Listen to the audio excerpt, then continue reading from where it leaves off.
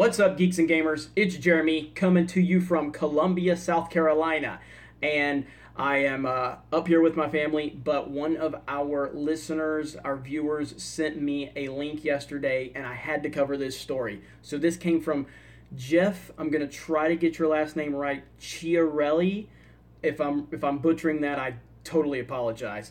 But this is an article on Bob Iger, and the shareholders for Disney actually denied his pay compensation package.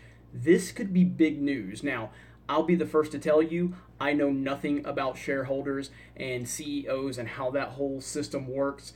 So maybe I'm reading too much into this, but I don't think so, and let me tell you why. So this is from CNBC. I will link this article below. The headline is Disney shareholders vote against CEO Iger's pay package. And it says the total compensation is tied to the closing of Disney's planned $52.4 billion acquisition of the film and TV assets for 21st Century Fox and meeting performance targets. So here's the key point as far as I'm concerned. Let me find it really quick. This is the point that stands out to me.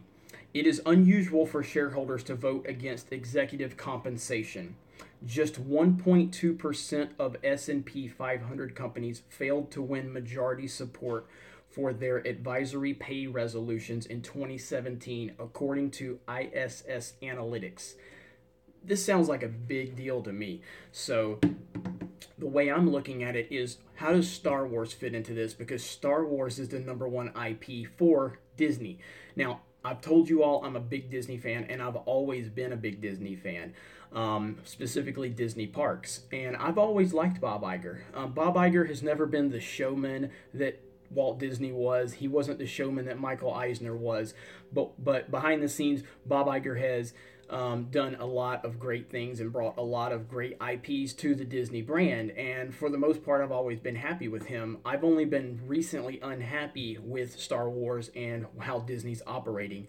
But as a sports fan, ESPN has been a nightmare for the last several years. And I used to be obsessed with ESPN, and I hardly can stomach ESPN anymore because of their propaganda and their BS.